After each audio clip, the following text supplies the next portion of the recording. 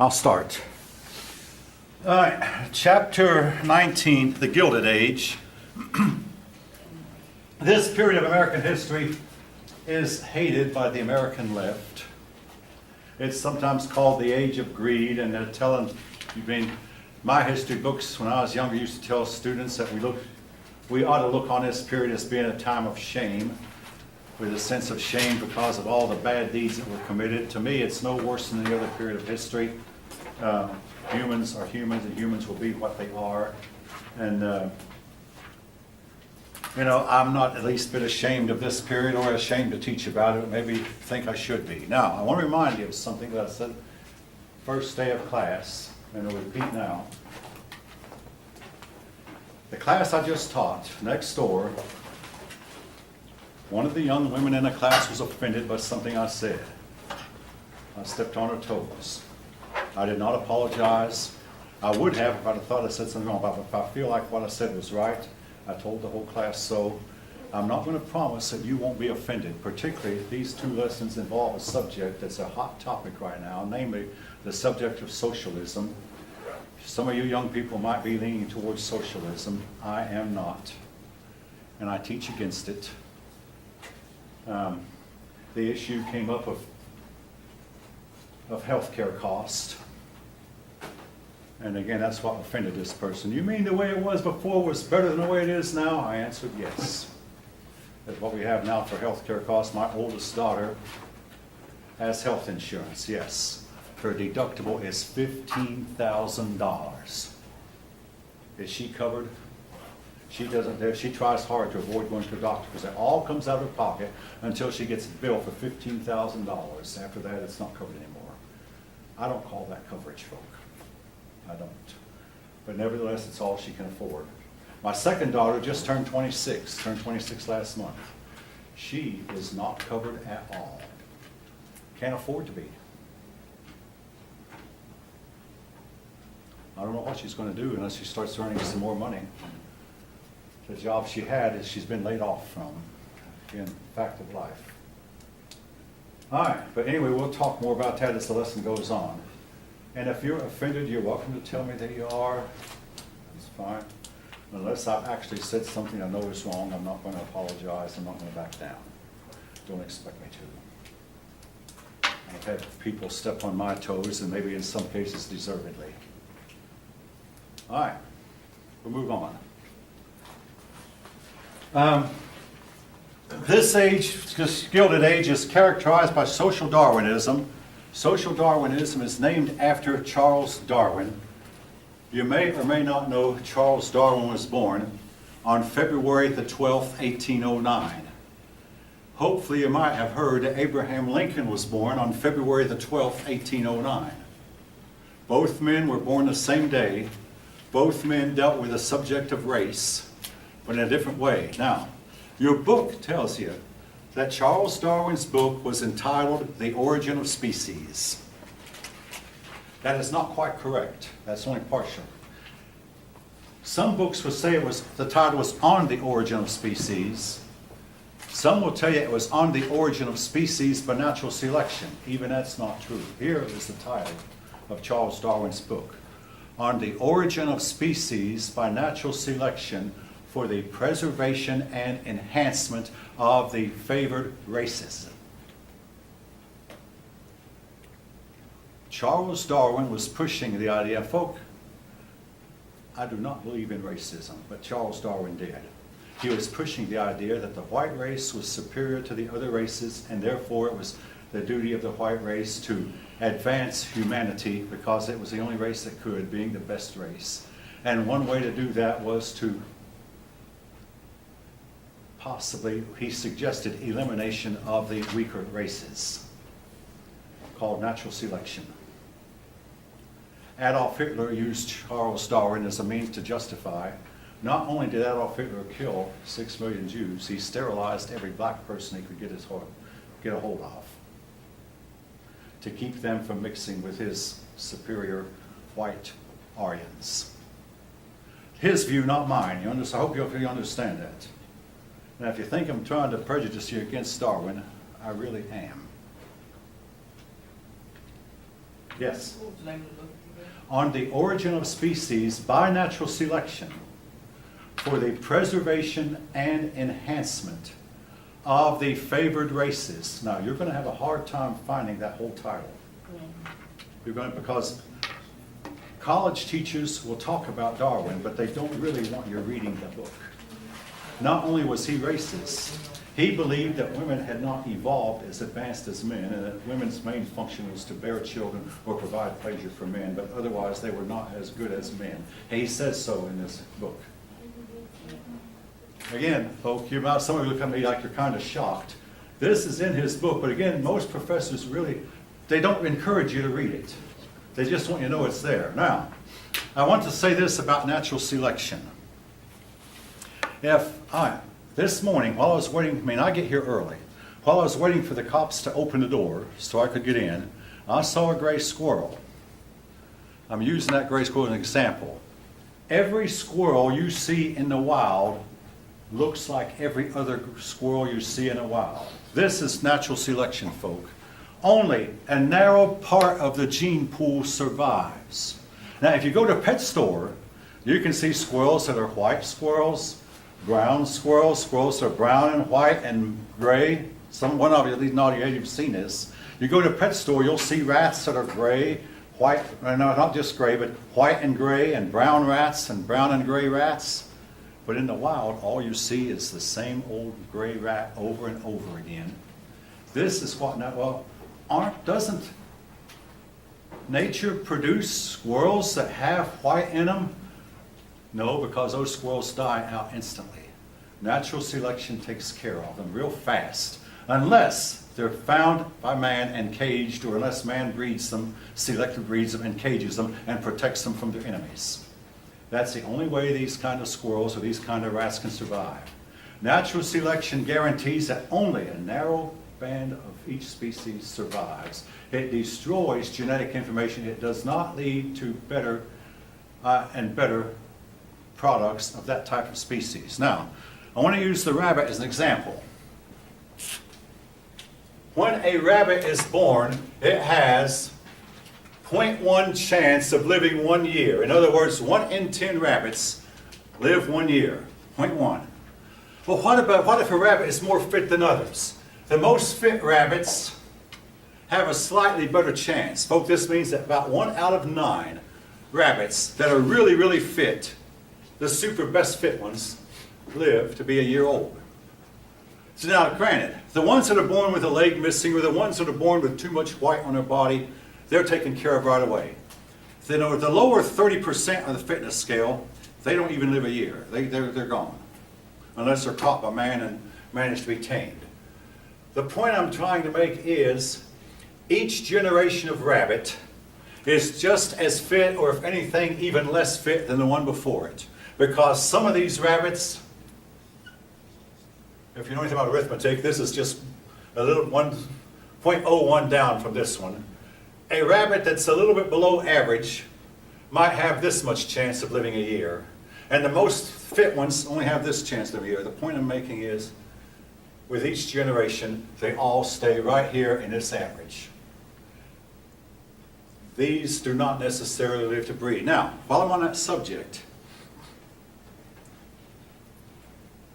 racehorses. Racehorses are born, not made. You cannot take any old horse and make a champion of it. The fastest horse of all time, probably, was a horse named Secretariat, who raced in 1973. When Secretariat died, they learned that Secretariat's grandfather also won a Triple Crown. So Secretariat had the right genetic combination. But Secretariat had something else. He had a 50-pound heart.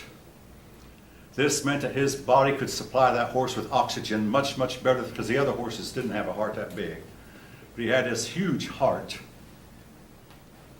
which was not inherited, by the way. He did not pass on to his offspring. Now, Secretariat became the father of some 500 horses. Only about 2 of them won championships. None of them won Triple Crown. The rest of them, just ordinary horses. What am I trying to say? There's no such thing as getting genes to produce anything outside of a boundary.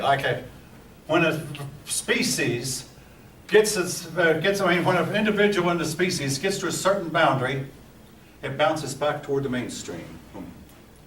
Have any of you familiar with a fish called a guppy? Guppies in the aquarium? All right. The guppy is descended from an ugly old gray fish that swims in the South American creeks. If you take some guppies and you selectively breed them, you can get some nice, pretty, fancy guppies. Yes. Do they ever become frogs? Do they ever become lizards? No. What happens? If you let them breed randomly, they become plain old ugly guppies, just like their ancestors were in the South American creeks. They get to an edge of the genetic pool and then they bounce right back toward the middle of the gene pool. They don't become anything but what they were to begin with. This you can prove time and time and time again. Now, it is true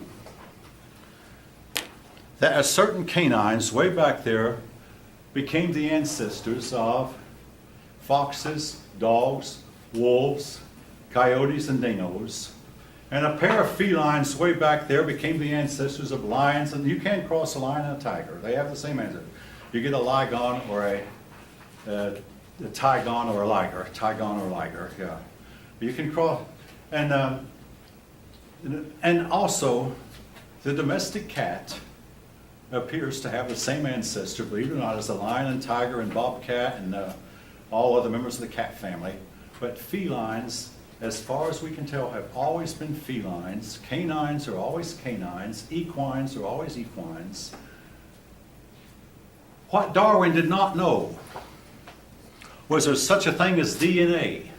And DNA provides for two things: differentiation. That's why you, unless you're identical twins, you have a different, slightly different from your brother and sister. I mean, I have 3 brothers and 3 sisters, and none of us are alike, genetically or mentally either. Differentiation. Well, doesn't that prove evolution? No, the differentiation reaches certain limits and then it stops. So sexual reproduction does a lot to keep individuals from crossing certain boundaries. When an individual gets to where it's too different from the other ones, it can no longer reproduce its own kind. Are any of you following me? I mean, I think this is important because, now, for instance, now I'm going to use this as an example.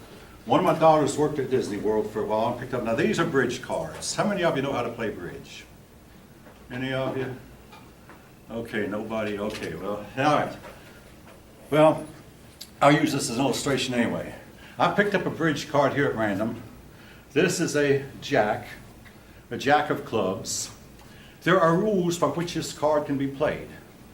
This card is a pretty valuable card, well, of average value. Anyone who gets it might be glad to get it in his hand. Pretty good card, as cards go.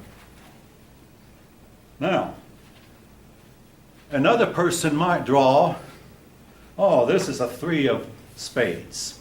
This is one of the worst cards on the deck. It will win a hand every once in a blue moon, maybe, if it becomes the trump card. Trump, yeah. Maybe it becomes a trade, it'll win a hand occasionally. All right, now, there are rules, again, by which this card may be played.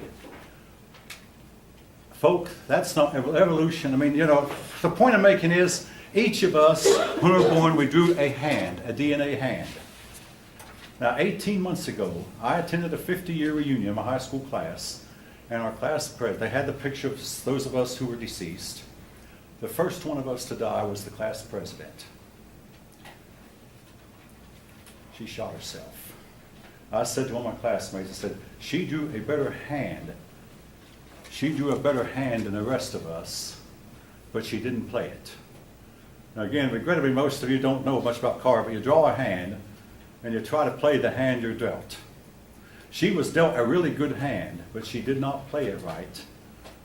But she did, DNA means she was a pretty woman, and she was elected president of her class, but she got out in the world and she got to using alcohol and drugs and gained weight, couldn't stand herself, and after a while couldn't end her drug problem. She ended it all. Typical case of people who are really popular in high school get out in the world and find the things that made them popular in high school are of no value to them in the rest of the world, in the real world. All right, but see, she was given a good hand. Some of us are given a better hand than others, but we're all given a DNA hand of sorts, some better, some worse. But evolution occurs when I pull out a card from a bridge deck, and it's a 1954 Mickey Mantle baseball card. That's absurd, folk. But I have a better chance of drawing a 1954 Mickey Mantle baseball card from this deck here than an ape has of becoming a human. Much better. The molecules of air in this room, there's a whole lot of carbon dioxide molecules. If there's a plant in this room, this plant will collect the carbon dioxide. There's light. All right, there's light. This plant will collect the carbon dioxide and form a leaf or help the plant to grow. Well, what if the carbon dioxide molecules would form a 1954 Mickey Mantle baseball card? Or am I being ridiculous and absurd? But the molecules of the carbon dioxide do form plants. How many of them? I mean, you've heard this in your biology class. It's called photosynthesis. With light. All right. Now, another point I want to make.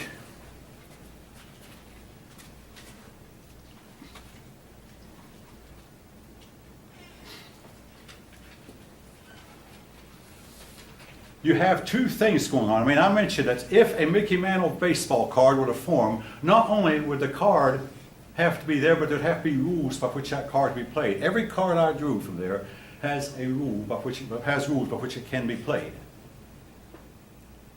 Basically, every device you have has a process. Right here, I'm pulling out one of the best devices man has made in my lifetime. There's a process. With this, you can turn the processes off. And guess what? The processes are turned off so that this thing will not go off while I'm teaching a class. So I've turned it now. But with a living thing, you turn the processes off on something that's alive, and it will decompose. Now, I'm getting to a point. The first cell that ever came together to form a living cell, all of some 4 to 5 billion atoms would have had to come together in an instant at the same time as they go whoosh, and they're all together, and immediately the processes. What do I mean by the processes? That would have to be able to grow, to ingest food, to excrete waste, to respirate, to move, to reproduce. All these processes would have had to start, or the thing would have decomposed. Now, the way we made airplanes at Lockheed, one group over here would make one wing, over there another group would make another wing, back there another group would make the tail, and up there another group would work on the nose. We'd work for a few hours and we all go home. What if that airplane were a living entity? We'd have to put it together in a snap. Everything come together in a snap, and the processes start immediately. We couldn't have done it. All right. I'll pause. Anybody have any comments or questions? Nevertheless, now it was social Darwinism that was used to justify the strong taking over the weak. Andrew Carnegie used it. John D. Rockefeller used it. I really don't know if Morgan did or not, but these rich tycoons felt like it was their duty because it was a natural. I mean, Charles Darwin said that in nature, the strong swallow up the weak. Therefore, we, human beings, should behave that way ourselves. Put the weak out of business.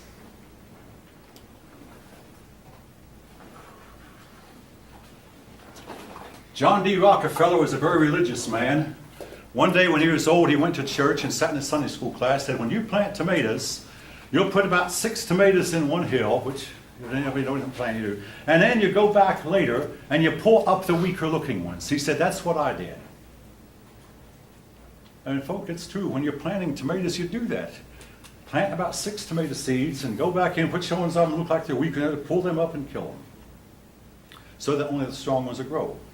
So if that's the way things are done in your garden, that's the way we should treat each other. Now, folks, where's me some soap that I can wash my mouth out with? Having uttered such devastating nonsense.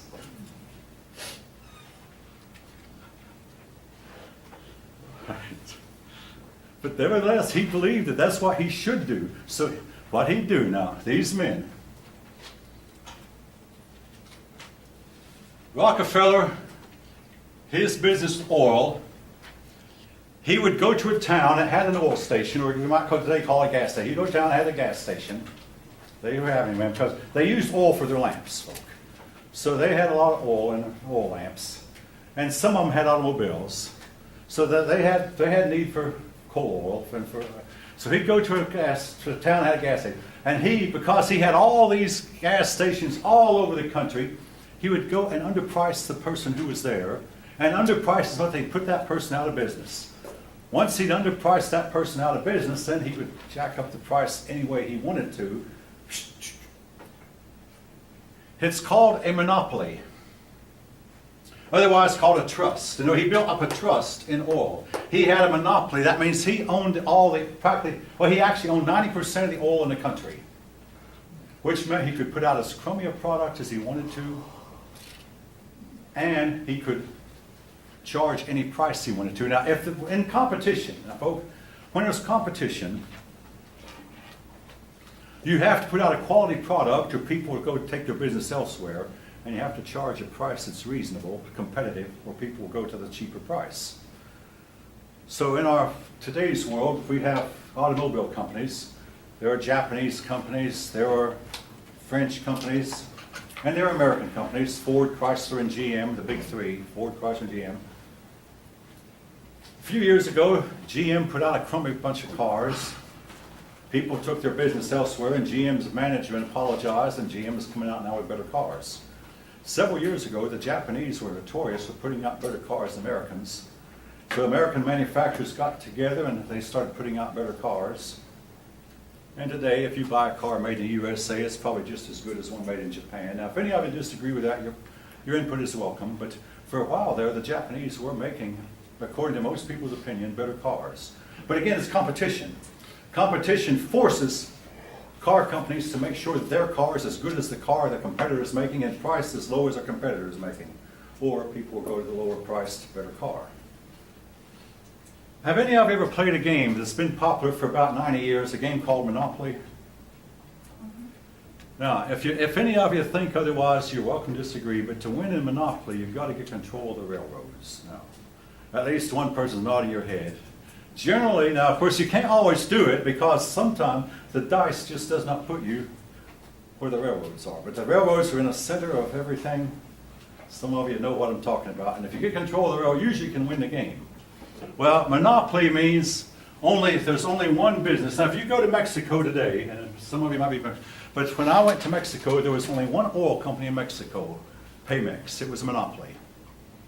I can't say their oil was the best in the world, but I can say, and also it was more expensive than the gasoline we buy here in the States.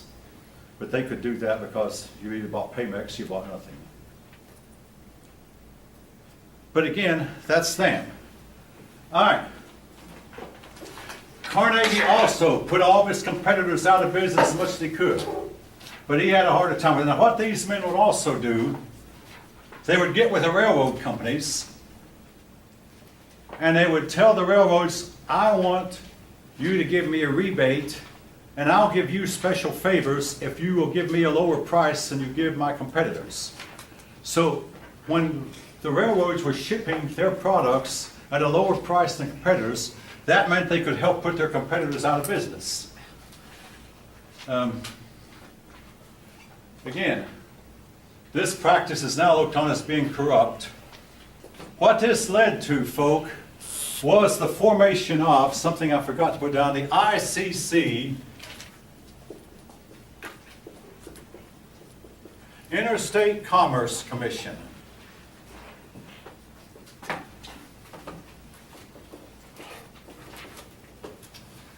ICC, or Interstate Commerce Commission, which was the first. Now today we have several other government bureaucracies.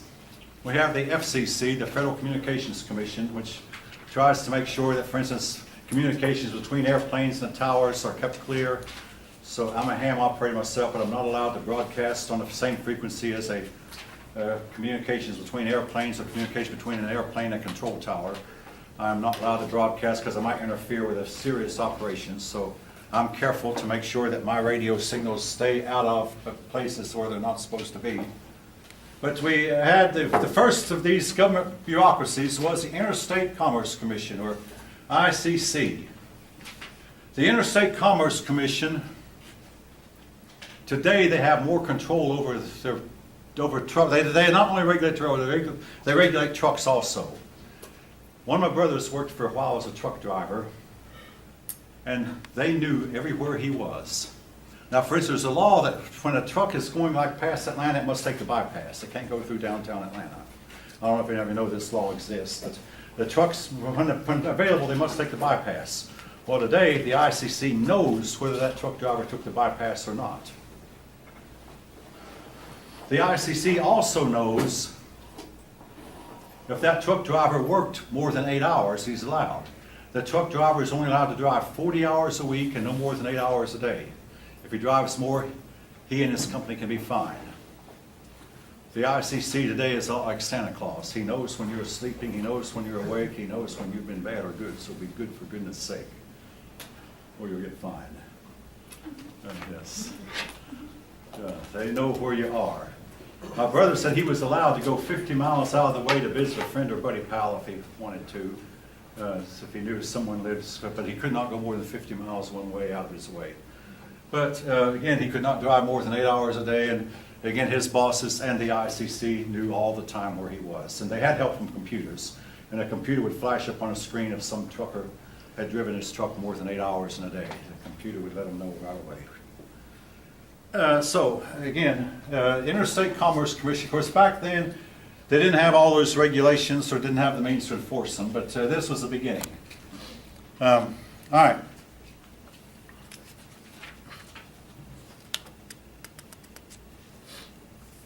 So these men got to where they were by means today that we would consider unfair, and eventually we have to develop antitrust laws, which was to come about after a certain time. Well, I'll tell you now, the first antitrust law that was passed was a Sherman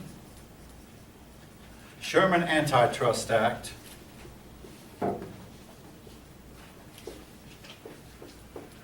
The Sherman Antitrust Act was not enforced when it was first passed because the courts did not cooperate very well.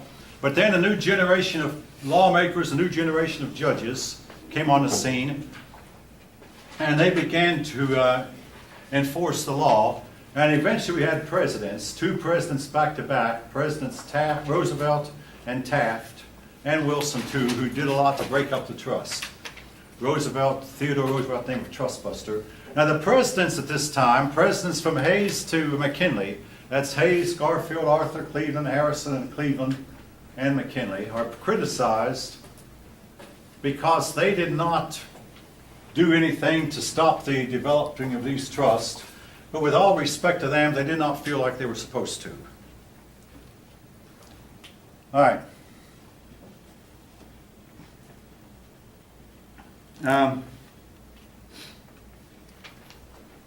America's first really big business, I've mentioned this before, I'm mentioning it, was the railroads. They got their start around the 1830s. By the time of the Civil War, they were all, in a lot of places. But the first big business was the railroads. And they're still around, they're still big, and the railroads are still the cheapest way to carry goods. Now, only a few rail companies carry passengers anymore. The railroads do not like to be sued. Train wrecks could oftentimes get scores of people hurt. Now, I learned when I was young, most of the rail lines were laid in the 1880s. I have relatives who live just north of Cincinnati. One time my mother tried to get me on a train, believing a train was cheaper than a bus, started on a train from Atlanta to Cincinnati. You may not know this, but folks, there is no good line from Atlanta to Cincinnati. The only way to get from Atlanta to Cincinnati by train is to go to Washington, D.C. first, and then go over from Washington. But there's just never been the reason is, there's never been the need for a line, and nobody ever bothered. No good rail line that goes up straight up from Atlanta to Cincinnati. And maybe there never will be one. I don't know. Now, I've often wondered what it would be like if there were such a line, if every time I wanted to go to Ohio to see my relatives, if I could just get on the back of a train with my car, park my car in the bed of a train car, then get on a coach, a train coach, and take me and my car all the way up to Cincinnati, and but that's, basically I would be taking my car with me. I might say, what would I save? Gasoline and wear and tear in the car, and tires and oil and things like that. I still have to pay for for putting the car in the back of the train, but it's something that I would dream about, because I've made 100 of these trips, but never has happened, folk. Maybe it won't happen in my lifetime. I will say this about cars.